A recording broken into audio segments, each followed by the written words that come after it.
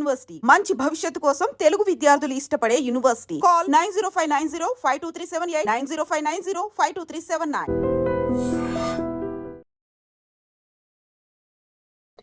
So Amrutha Pranay issue దేశవ్యాప్తంగా సంచలనం కలిగించింది. ప్రతి ఒక్కరి హృదయాలని కలిచివేసినటువంటి సంఘటన.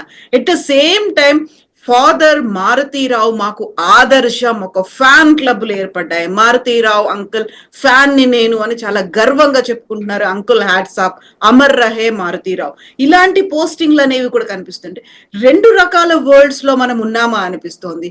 యాక్చువల్ గా ఎందుకండి ఇలాంటి పరిస్థితి ప్రతిసారి పదే పదే మనం మాట్లాడుకునేలా చేస్తోంది? మొదటి విషయం అండి, ఈ తీర్పు వచ్చిన టైంలో హత్యకి గురైన ప్రణయ్, తన తల్లిదండ్రులు, తన అటు సైడ్ కుటుంబ సభ్యులు, తను ప్రేమించి పెళ్లి చేసుకుని తను వెళ్ళిపోయాక ఒంటరిగా ఉంటూ చాలా కాలం వారిద్దరి బిడ్డని పోషించుకుంటున్న అతని ఫార్మర్ వైఫ్, వారి బిడ్డ, వీరందరినీ మనం ఫస్ట్ తలుచుకోవాలండి. ఎందుకంటే వీరందరూ విక్టిమ్స్. మీరు సోషల్ మీడియా పోస్ట్ గురించి ప్రస్తావిస్తూ కొంతమంది ఎలా రాస్తున్నారో చెప్పారు. ప్రణయ్ తండ్రి ఒక ఇంటర్వ్యూలో తన బాధని చెప్పుకుంటూ ఉంటే ఆ వీడియో కింద నీ కొడుకు వల్ల నీకు కాదు నష్టం జరిగింది, మారుతీరావు గారి కుటుంబానికి అని, హంతకుడిని గారు అని, బాధితుల కుటుంబాన్ని నీవు అని. ఒకసారి గమనించండి వీరు రాసే పద్ధతి. ఒక ప్రవచనకారుడి గారి కూతురు గారు టీవీలో, యూట్యూబ్ ఛానల్స్లో యాక్టివ్గా డిస్కషన్స్ కండక్ట్ చేసే ఒక ఆవిడ, లవ్ గివ్వు అంట చూడు ఎక్కడి దాకా వచ్చింది అనే అర్థం వచ్చేటట్టుగా, ఏది టెంపరరీ లవ్ అంట, మనం చంపేస్తే టెంపరీయే కదా లవ్, ఎంతమందికి కష్టం తీసుకొచ్చింది అంటే అమృత అనే అమ్మాయే తప్పు చేసింది అని. ఏమి తప్పు చేసింది అని అంటే వీళ్ళందరి దృష్టిలో నిజంగా అమ్మాయి తన చాయిస్ని ఎక్సర్సైజ్ చేసిందని మాత్రమే కాదు, తన కులాన్ని వదిలేసి సమాజంలో తక్కువ కులం అనుకునే వ్యక్తిని పెళ్లి చేసుకుంది అన్నదే వీళ్ళ కోపం, అక్కసు, ద్వేషం. వీళ్ళందరూ కులోన్మాదులు. ఆ మాట చెప్పలేరు కాబట్టి ఓపెన్ గా చెప్తే, ముఖ్యంగా ప్రణయ్ అనే వ్యక్తి మాల కుటుంబానికి చెందినవాడు కాబట్టి రేపు ఎస్సీ ఎస్టీ అట్రాసిటీస్ కేసు వస్తుందేమో అని భయమేసి అమృత మీద దాడి చేస్తా. చూడండి, నువ్వు చేసిన తప్పు కారణంగా అతను చనిపోయాడు, అతని తల్లిదండ్రులకి బిడ్డ లేకుండా పోయింది పరిస్థితి, నీకు భర్త లేకుండా అయింది, నీ నుదుటి బొట్టు చెరిగిపోయింది, నీ తల్లికి కూడా అదే, నీ తల్లికి కూడా అదే అయింది, ఆ బాబుకి తండ్రి లేకుండా. అంటే ఈ అమ్మాయి బాధితురాలా? ఈ అమ్మాయి ఇదంతా చేసిందా పాపం? నేనైతే ఇవాల్టి మాట కాదండి, ఎప్పుడైతే తన తండ్రి చేసినది తను కండెమ్ చేస్తూ స్ట్రిక్టెస్ట్ పనిష్మెంట్ తండ్రికి రావాలి అని కోరుకుందో, గట్టిగా నిలబడిందో, కుల సంఘాలన్నీ మీటింగులు పెట్టుకుని ఆయనకి జేజేలు చెప్తూ ఉన్నప్పుడు ఆ అమ్మాయి ప్రవర్తన చూసి, నేను బిడ్డ ఉంటే ఇట్లా ఉండాలి అని ఓపెన్ గా రాశాను. నేను బిడ్డ ఉంటే అలాగే ఉండాలండి. తన జీవితంలో తన సహచరుణ్ణి తను ఎన్నుకుంది. అతనేమి రౌడీ కాదు, మోసకారి కాదు, తాగుబోతు కాదు. పాపం ఇద్దరు చిన్నపిల్లలే కదండి, 20లో ఉన్నారు. అక్కడే మెయిన్ కన్సర్న్ కూడా కనిపిస్తుంది. యాక్చువల్ గా ఏజ్ డిసైడింగ్ ఏజ్ అయినా, ఒక నిర్ణయాలు తీసుకోవాలి జీవితానికి సంబంధించి, భవిష్యత్తుకు సంబంధించి, ఒక పెళ్లికి సంబంధించి అనేది, ఆ ఏజ్ ని ఎలా యాక్సెప్ట్ చేయాలి? ప్రేమ అది వేరే చర్చ అండి. ఇప్పుడు ప్రేమ అన్నది కలుగుతుందండి ఏజ్తో. ఎలా ప్రేమ, ఇప్పుడు పెళ్లి ఎప్పుడు అన్నది నిర్ణయం తీసుకోవాలి. ప్రేమ అన్నది న్యాచురల్ గా వస్తుంది. It is link to hormones, it is link to you liking someone. ఒక పర్సనాలిటీ, పర్సన్, వారి బాడీ, ఇవన్నీ కూడా they form inputs to your liking or disliking someone. అది వాస్తవం. కాకపోతే ఎవరితో రెస్ట్ ఆఫ్ ద లైఫ్ గడపాలి అన్నది మెచ్యూరిటీతో వస్తుంది అని మామూలుగా అందరం అనుకుంటాం. కానీ ప్రధానమంత్రి, రాష్ట్రపతి ఎవరు ఉండాలి అని నిర్ణయించే ఎలక్షన్లలో ఓటు వేయటానికి వచ్చే ఏజ్ తర్వాతనే కదా పెళ్లికి అర్హత ఏజ్. అంటే దేశానికి నాయకులు ఎవరో నిర్ణయించవచ్చు, కానీ తన జీవిత భాగస్వామిని నిర్ణయించడానికి మాత్రం ఆ ఏజ్ సరిపోదా? తప్పులు జరుగుతాయి, ఒప్పులు జరుగుతాయి. వీళ్ళిద్దరి పెళ్లిలో ఇబ్బంది ఏమొచ్చింది? బయట వాళ్ళు చంపేశారు కదా పాపం. ఆ కుర్రాడిని చంపిన కారణంగా ఆ మ్యారేజ్ అంతమైంది. వాళ్ళిద్దరి మధ్య మనస్పర్ధలు కాదు. ఆమె కడుపులో వారి బిడ్డ ప్రాణం పోసుకుని ఉండగా చంపేశారు. సో బాధితులు ఎవరు, బాధితురాలు ఎవరు అన్నది మర్చిపోయి ఈ కులోన్మాదులంతా కూడా కులానికి వ్యతిరేకంగా, కులం యొక్క కట్టుబాట్లకి, ఆ నిచ్చెన మెట్ల సమాజంలో నిచ్చెనెక్కటానికి కురవాడు ప్రయత్నం చేశాడు అని ద్వేషంతో మాట్లాడుతున్నారు. అది we have to recognize the larger problem. వాళ్ళు బాగానే ఉన్నారండి, వాళ్ళు చక్కగా ఉన్నారు జంట. వాళ్ళు వీడియోస్ రిలీజ్ చేశారు. ఆ వీడియోస్ చూసి ఆ హంతకుడు తండ్రి కోపం వచ్చిందంట.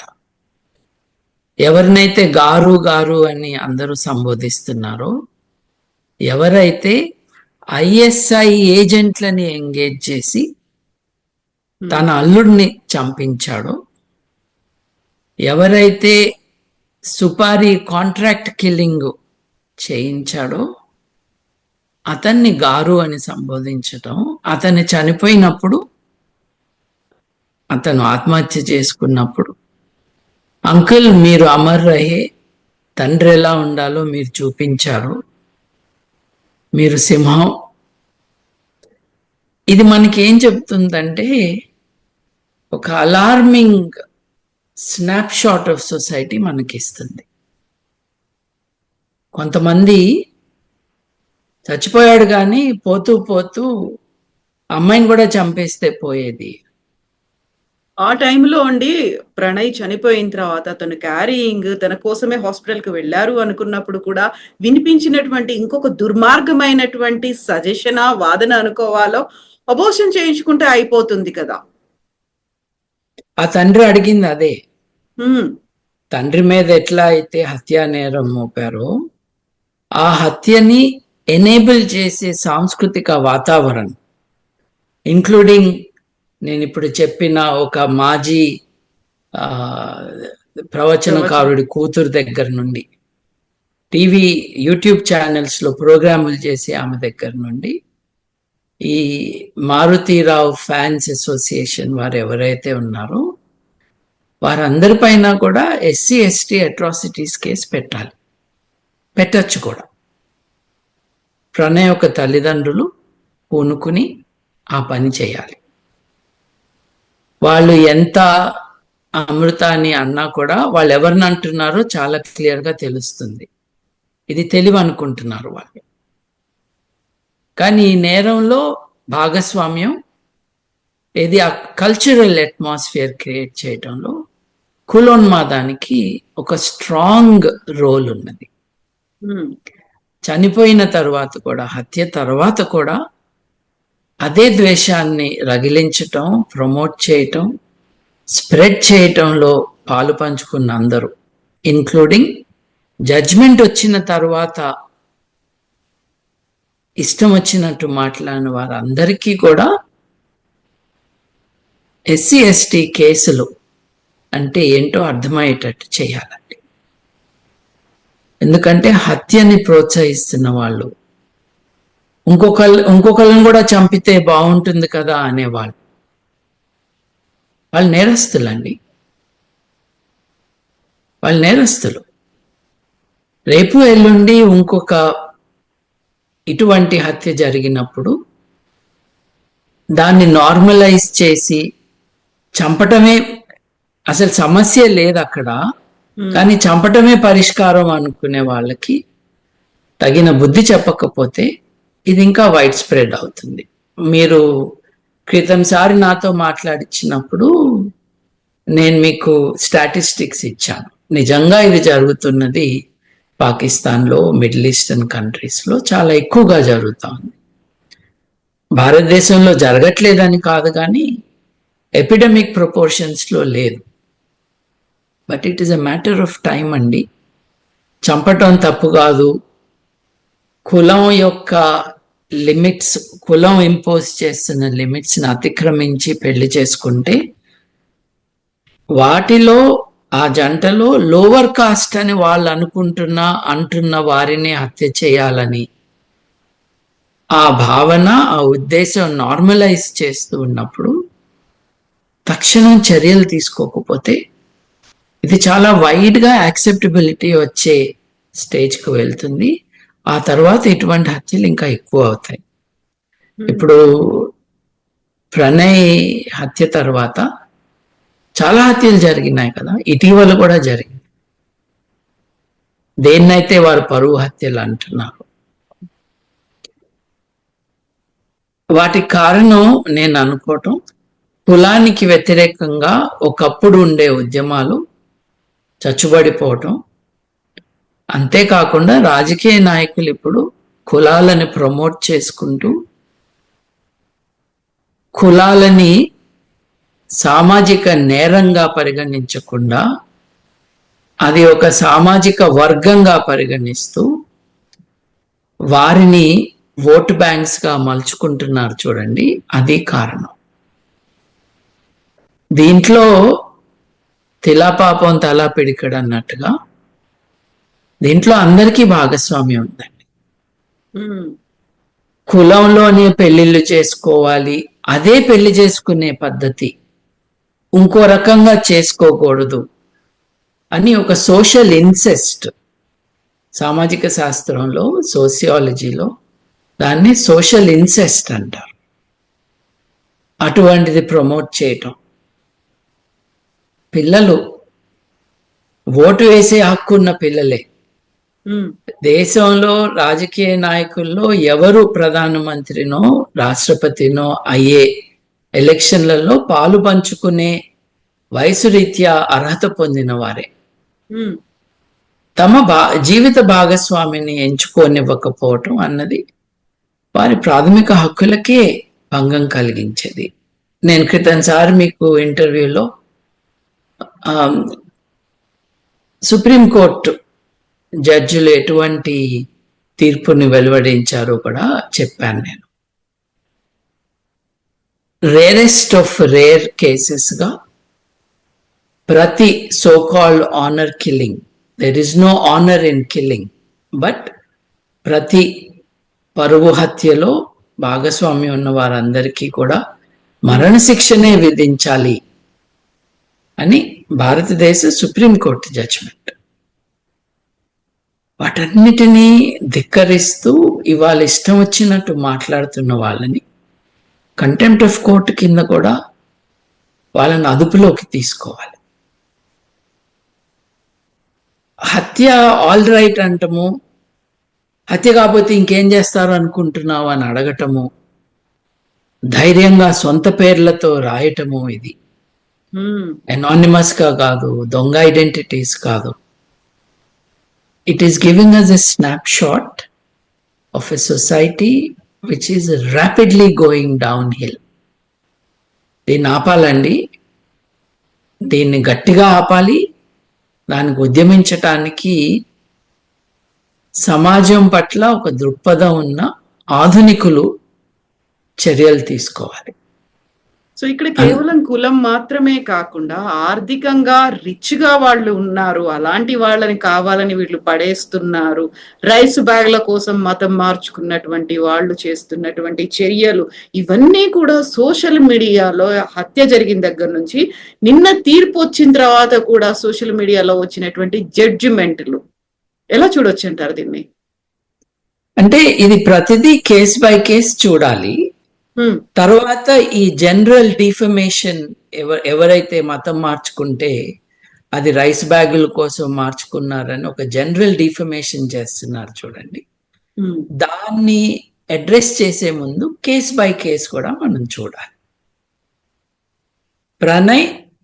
ప్రణయ్ తల్లిదండ్రులు వారి వేష భాషలు గమనిస్తే ఓ బస్తాను 2 బస్తాల బియ్యం కోసం వాళ్ళు మారిన వాళ్ళుగా కనిపిస్తున్నారా? వాళ్ళ మతం ఏంటో నాకు తెలీదు, కానీ మారి ఉంటే దానికోసం మారి ఉంటారా? లేదు మీరు ఊరు బయట పడేస్తే మీరు ఊళ్ళోకి రావద్దు అని అంటే కొన్ని వందల సంవత్సరాల పాటు మీ నీడ కూడా మా ఇళ్ల పైన పడకూడదు అని అంటే మీరు మా ఇంక చూడకూడదు, మా కంచంలో మీరు తినకూడదు, మేము వాడే గ్లాసును మీరు ముట్టుకోకూడదు. 2 గ్లాసుల సిస్టమ్ తెలంగాణలో ఉంది. మీరు రోడ్ సైడ్ పూరి గుడిసెలో నడుపుతున్న హోటళ్లలో మీరు అణగదొక్కబడిన కులాలు, మాలా మాదిగా ఎస్సీ ఎస్టీకి చెందిన వారు చాయ్నో కాఫీనో తెచ్చుకోవాలి అని అంటే అక్కడ డబ్బులు అక్కడ పెట్టాలి. మీరు ఇచ్చిన డబ్బులు వాళ్ళు ముట్టుకోరు, మీరు అక్కడ టేబుల్ మీద పెట్టాలి. చూరులో ఒక గుంజ పైన ఉన్న గ్లాసు తెచ్చుకోవాలి, ఆ గ్లాసులో పైనుంచి పోస్తారు, తాగేసి గ్లాస్ కడిగేసి మళ్ళా పైన పెట్టేసి చూరులో వెళ్ళాలి. నువ్వు ఇదంతా చేసి రైస్ బ్యాగ్ అంటావేంటి? కనీసం రైస్ బ్యాగ్ కోసం మారారు అని అనుకుందాం. రైస్ బ్యాగ్ కోసం ఎవరు మారుతారండి? ఆకలితో ఉన్న వాళ్ళు మారుతారు. రైస్ బ్యాగ్ అంటే ఏంటి? లగ్జరీ ఐటమా? రైస్ అండి, మీరు కడుపుకు అన్నం తింటుంటే మీకు తెలుస్తుంది కదా. ఆకలితో ఉన్న వాళ్ళకి తినటానికి ఏదో ఇచ్చుంటారు. ఎందుకు నువ్వు ఇవ్వలేదు? అది నువ్వు వాళ్ళకు అందుబాటులో లేకుండా ఒక సామాజిక వ్యవస్థని క్రియేట్ చేసి వాళ్ళని ఊరు బయట వెలివేసి పెట్టావు కాబట్టి. అప్పుడు అది తప్పంటే ఎలా అండి? నిజంగా అది జరిగి ఉంటే, లేదు అది జరుగుతున్న ఏ ఎగ్జాంపుల్ తీసుకున్నా వివక్షని, ఇది ఎక్స్ట్రీమ్ వివక్షని ఇంప్లిమెంట్ చేస్తూ ఊళ్ళో ఎవరితోనూ ఉండకుండా చేసి ఊరు బయటకి తరిమేసిన వాళ్ళు మతం మారితే, నువ్వు మనిషివే కాదు అని వెలివేసిన వ్యక్తి మతం మారితే నీకెందుకు బాధ కలుగుతుంది? అసలు నువ్వు నా వాడు కాదనే కదా నువ్వు వెలివేసింది. తర్వాత పంపటం ఏంటి? ఇది మొదటిది. మీరు రెండోది డబ్బు కోసం చేశారు. దేశవ్యాప్తంగా లవ్ జిహాద్ అని, లేకపోతే డబ్బు కోసం పెళ్లిళ్ళు చేసుకుంటున్నారని చెప్తున్నారండి. ఒక విషయం, భారతదేశం అంతా ఉన్న ఒక సామాజిక రుగ్మత కట్నం తీసుకోవటం కదండి. అగ్రవర్ణాలలో లేదా అంటే అగ్రవర్ణాలని వారు అంటున్న డామినెంట్ కాస్ట్ లో కట్నం లేదా? డబ్బు కోసం కాదు, మీరు మీ మగపిల్లల్ని అప్పటిదాకా మీ పిల్లలు చూడని యువతులకిచ్చి పెళ్లి చేయాలని వ్యాపార లావాదేవీలాగా కట్నం గురించి మాట్లాడుకుని పెళ్లి చేస్తున్నారే, మీరెలా అంటారండి డబ్బు కోసం చేసుకుంటున్నారు అని. రెండో విషయం, డబ్బు కోసం చేసుకుని ఉంటే ప్రణయ్ అనే ఆయన ఈ అమ్మాయిని తీసుకుని రిలేటివ్లీ పువర్ హౌస్లో ఎందుకుంటాడు? డబ్బే ముఖ్యం అనుకుంటే ఈ పాప ఎందుకు ఇల్లు వదిలేసి వెళ్ళిపోయింది? ఆ అబ్బాయితో ఉండటానికి, ఆ అబ్బాయి తల్లిదండ్రులతో ఉండటానికి. ఇక్కడ డబ్బు ఎక్కడొచ్చిందండి? లేదు, డబ్బు లేదు. నిజానికి ప్రేమనే కనిపిస్తుంది దీంట్లో. ఒకరినొకరు సంబరంగా చూసుకుంటున్న వీడియో చూస్తే ఆ కిరాతకుడికి వీళ్ళని చంపేయాలనిపించి ఎవరు చంపుతారు అని చూసుకుని ఐఎస్ఐ ఆపరేటివ్స్ కి డబ్బులు ఇచ్చి బీహార్ నుంచి ఉత్తర భారతదేశంలో డిఫరెంట్ స్టేట్స్ నుంచి మనుషులను రప్పించి లోకల్ పొలిటికల్ యాక్టివిస్ట్ ఒకరితో కోఆర్డినేట్ చేయించి హత్య చేయించాడు. ఇవన్నీ వాస్తవాలైతే రైస్ బ్యాగ్ అని లేకపోతే డబ్బు కోసం చేశారని అనటం ప్రణయ్ గురించి, అమ్మాయి అమృత గురించి ఏమి చెప్పట్లేదు. ఇలా మాట్లాడుతున్న వాళ్ళు మనుషులు కాదు అని చెప్తుంది మనకి. ఎందుకంటే వీళ్ళ మనసులో కరడు కట్టుకుపోయిన ప్రెజుడిస్, ప్రివిలేజ్, ఈ కట్టుబాట్లు అంటాము. It's worse than that. కులం యొక్క కట్టుబాట్లని ఎవరో బ్రేక్ చేశారన్న కోపం. ఎందుకంటే వీళ్ళకి మనుషుల కంటే కులం ఎక్కువ కావాలండి.